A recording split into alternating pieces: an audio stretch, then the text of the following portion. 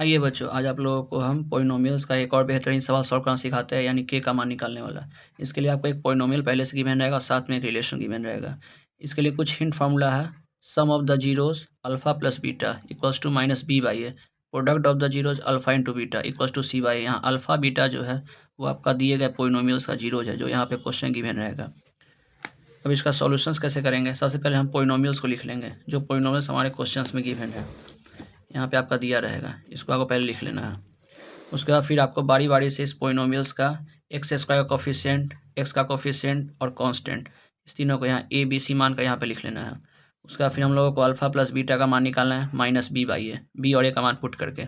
उसका alpha into beta का मान निकालना है, सी बाई ए, यानी सी और ए का मान पुट करके।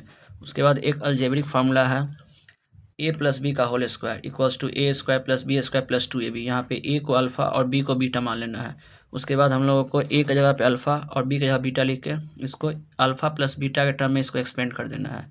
अब यहाँ से अल्फ़ा प्लस बीटा जो हम लोग ऊपर लाए थे यहाँ पे पुट कर लेना है, और यहाँ पे 2 इंटू अल्फ़ा इंटू बीटा को हम alpha into beta plus alpha into beta लिख कर, और यहाँ से alpha square plus beta square plus alpha into beta जो क्वेश्चन में हमारा गिवन है, यहाँ से 21/4 को उठाना है, और यहाँ पे हम लोगों को इतना टर्म्स को 21/4 लिख देना है। और अल्फ़ा इंटू बीटा का मान यहाँ से हम लोग उठाएंगे k/2, यहाँ पे लिख देंगे, और इसको 21/4 प्लस में इसको इधर ले आएंगे तो यहाँ माइनस में आ जाएगा। और यहाँ से फ्रैक्शन सम करेंगे तो 25 - 21/4 इक्वल्स टू k/2, और यहाँ से हम लोगों का 4/4 कट जाएगा, k/2 इक्वल्स टू 1। यहाँ 2 डिवाइड में इसको इधर भेजेंगे तो यहाँ इंटू हो जाएगा तो k इक्वल्स टू 2, और इस तरह से हमारा k का मान निकल जाएगा। ये CBSE का बेहतरीन सवाल।